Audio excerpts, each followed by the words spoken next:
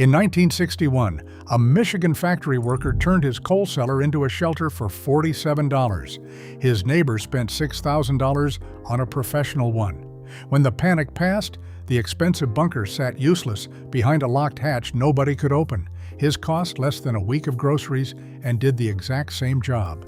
Number 14 on this list is something security contractors charge $4,000 to install, but you can build it in an afternoon for under $30. And number 3, most people already own the materials. Hit that subscribe button. Let us count down. Number 20, the solid core door swap. Here is the ugly secret about the room you think is safe. The door on your basement, your bedroom, your storm shelter is almost certainly hollow. Wrap your knuckles on it and listen. That drum sound means the inside is cardboard honeycomb and air. A grown adult can put a foot through it in one kick. Contractors who build safe rooms start here, and they charge you $1,200 for a security door.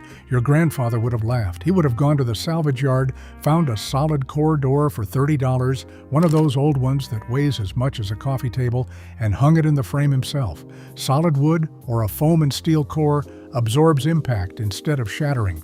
A hollow door fails in seconds. A solid one buys you minutes, and in an emergency, minutes are the only currency that matters. This is the single cheapest upgrade on this entire list, and it is the one 9 out of 10 families never make. Number 19, the 3-inch strike plate screws. This one costs about 40 cents and stops more break-ins than any deadbolt ever sold. Look at the little metal plate where your deadbolt slides into the frame. Now look at the screws holding it. They are 3/4 of an inch long, biting into a thin strip of soft pine trim. That is the entire thing standing between your family and the outside world. When a door gets kicked, it does not fail at the lock. It fails at those tiny screws, and the whole frame splinters away. Your grandfather's fix was to walk to the hardware store, buy a handful of 3.5-inch wood screws for pocket change, and drive them straight through the strike plate, through the trim, and deep into the 2x4 stud behind the wall. Suddenly the door is anchored to the actual bones of the house. A door that used to pop open on the first hit now holds against 3 grown men throwing their shoulders into it. Security companies quietly do this exact upgrade and bill it as frame reinforcement for $200. Number 18, the Barricade bar. Before there were electronic deadbolt systems that cost more than a used car, there was a length of 2x4 and 2 steel brackets. Your grandfather mounted a bracket on each side of the door frame, and when he wanted that room sealed, he dropped a solid bar across it, wall to wall. That is it. A door with a bar across it does not care how good the lock is, because the force of any impact spreads across the entire frame instead of concentrating on one point. Police departments use the same principle on their own safe rooms. The whole setup costs under $15 in lumber and hardware, and a child can lift the bar out in 2 seconds to escape. Compare that to the $3,000 commercial-grade Barricade system sold to nervous homeowners, which is the same 2 brackets and a metal bar with a brand name stamped on it. The old-timers knew that the simplest mechanism is the one that never jams, never needs batteries, and never fails when the power goes out. Number 17, the shelving that hides a door. Here is where things start getting clever. The best safe room is one that nobody knows exists. Bunker companies sell you a steel hatch in the floor with a keypad, and the very first thing any intruder does is walk over to that obvious hatch and start working on it.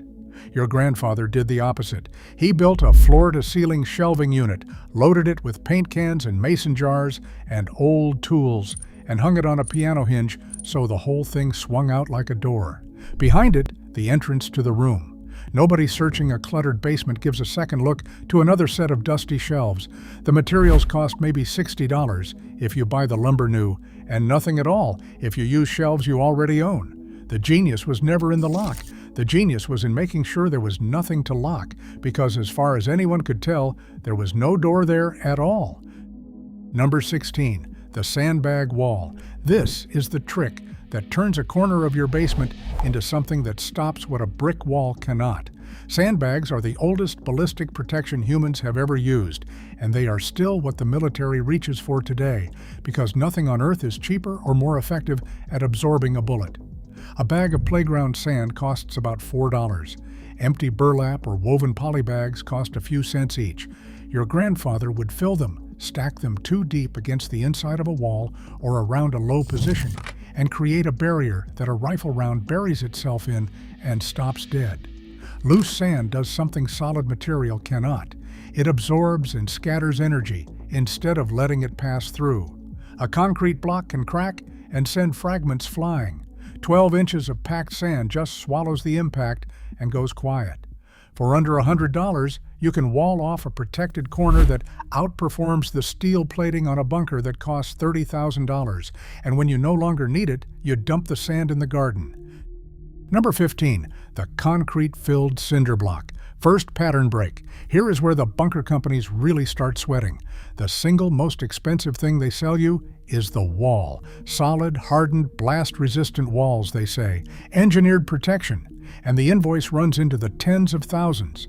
But a hollow cinder block wall, the kind in half the basements in America, has a secret. Those blocks have holes running through the middle, and those holes are begging to be filled.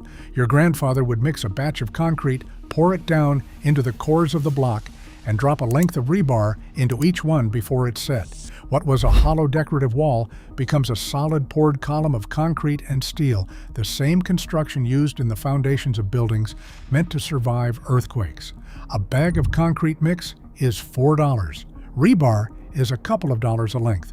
For the price of a nice dinner, you convert a wall a person could break through into one that stops vehicles. And here is the part the companies do not advertise. This is not some proprietary secret. It is written in every masonry textbook printed in the last 80 years.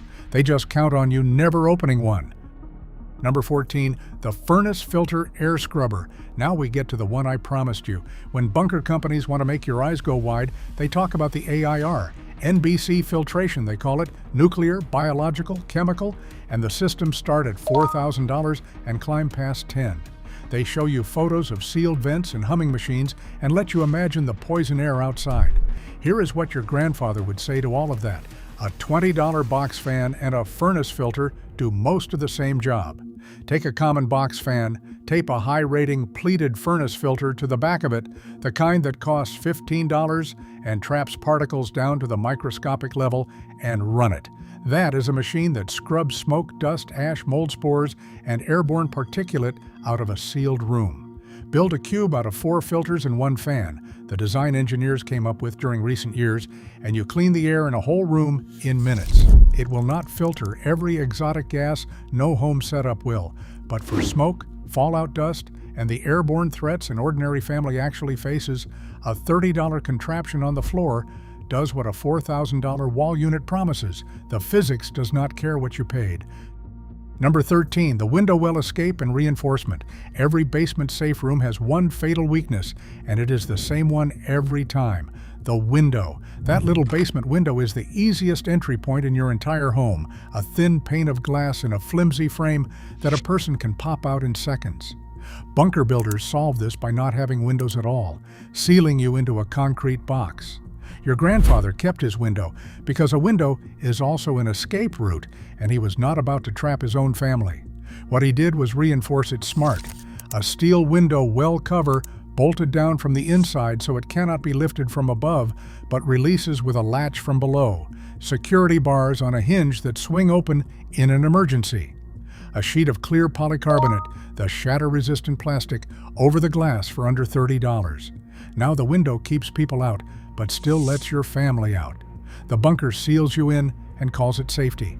The old way kept the door open in both directions, which is what safety actually means. Number 12, the trash can Faraday cage. Here is one that sounds like science fiction and costs less than a tank of gas. A Faraday cage is a metal enclosure that blocks electromagnetic pulses, the kind of surge that can fry every piece of electronics you own. Prepper catalogs sell EMP-shielded storage for hundreds of dollars, lined boxes with certifications and warranties. Your grandfather would have pointed at the galvanized steel trash can in the garage. A metal garbage can with a tight-fitting metal lid is a Faraday cage.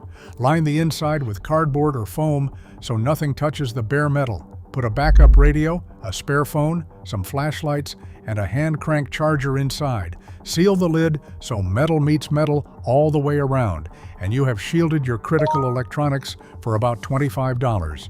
The principle was discovered in 1836, and it has not changed since. A conductive metal shell routes the energy around the outside and leaves the inside untouched. The expensive version and the trash can version rely on the exact same law of physics, and physics has never once checked a price tag.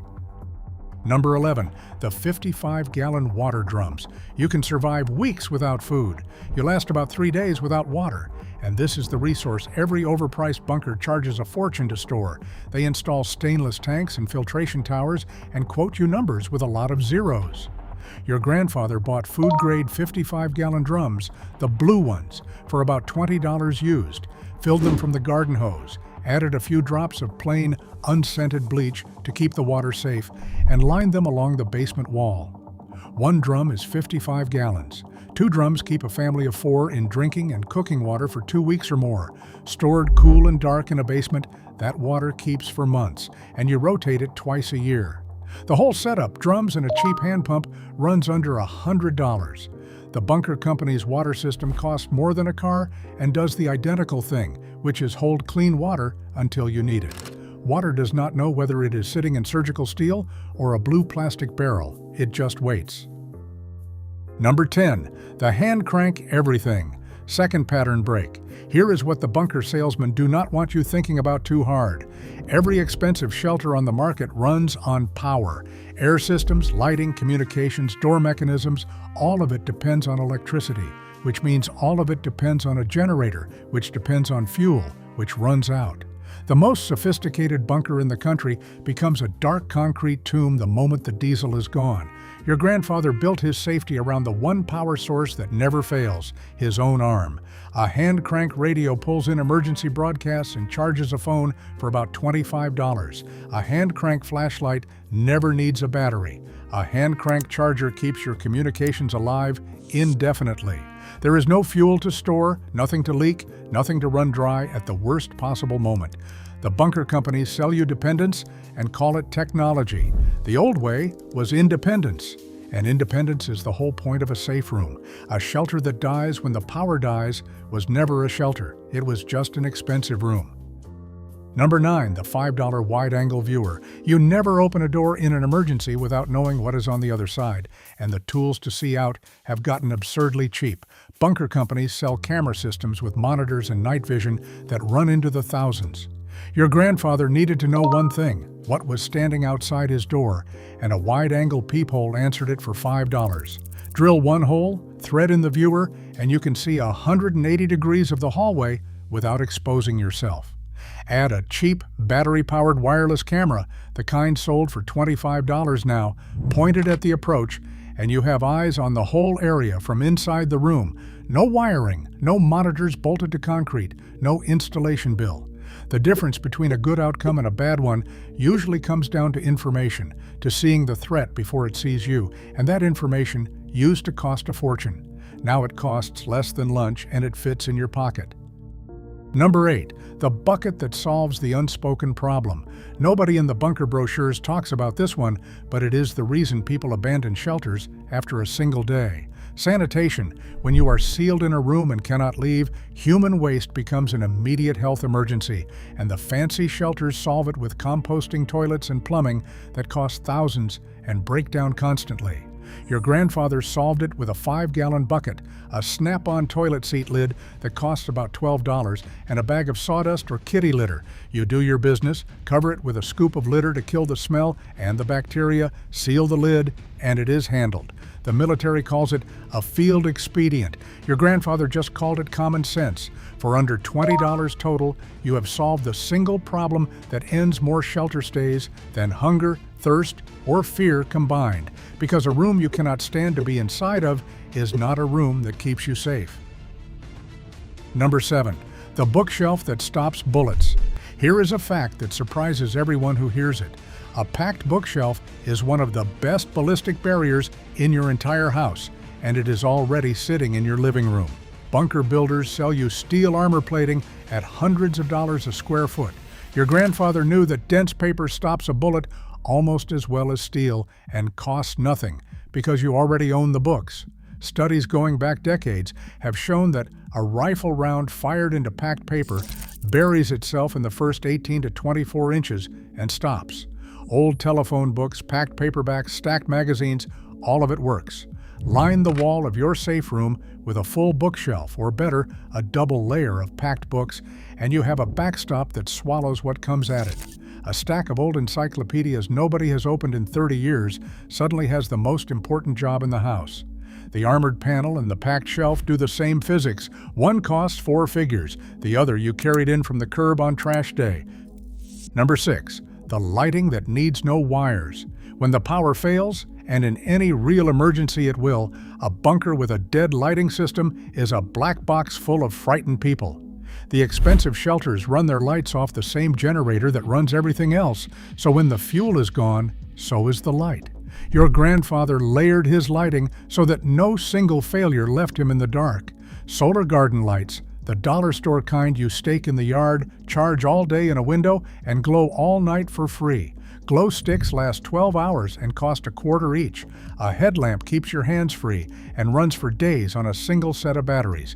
Battery-powered LED puck lights stick anywhere and click on with a tap. For under $40, you have 3 or 4 completely independent lighting systems, none of which depend on each other or on the grid. Light is not a luxury in a crisis. It is the difference between calm and panic, and the old way made sure the light stayed on no matter what died first. Number 5, the second way out. Third pattern break. Here is the thing the bunker industry will never say out loud because it undoes their whole business. A room with one exit is not a shelter. It is a trap. Every sealed steel bunker with a single hatch shares the same fatal flaw. If that one exit is blocked by debris, by fire, by someone waiting on the other side, everyone inside dies in the safest room money can buy. Your grandfather would never have accepted that. Every safe room he built had a second way out, always. A basement window sized for a body to climb through. A crawl space that led to the far side of the house. A hatch into the garage. It did not have to be fancy. It had to exist. Because the entire purpose of a safe room is to give your family options, and a room with one door removes the most important option of all, which is leaving. The most expensive bunkers in the world get this exactly backward. They sell you a box and call it protection, when real protection has always meant never being cornered. One way in, always 2 ways out. That rule alone makes a free basement corner safer than a shelter that costs as much as a house. Number 4, the floor safe nobody can find. When you think of a safe, you picture a heavy steel box in the closet, the obvious target, the first thing anyone searching your home goes straight for. Companies sell gun safes and vaults that weigh half a ton and cost thousands, and every burglar in America knows exactly what they look like. Your grandfather hid his valuables where nobody thought to look. A section of subfloor lifted out to reveal a waterproof container set between the joists, then covered again with a rug or a workbench. A false bottom in a drawer. A hollowed-out space inside the basement wall behind a loose panel. The best safe is not the strongest one. It is the one no one knows is there because a thief cannot crack a safe he never finds. For the cost of a plastic container and an afternoon of work, essentially nothing, you protect what matters more reliably than a vault with a price tag that would make your eyes water.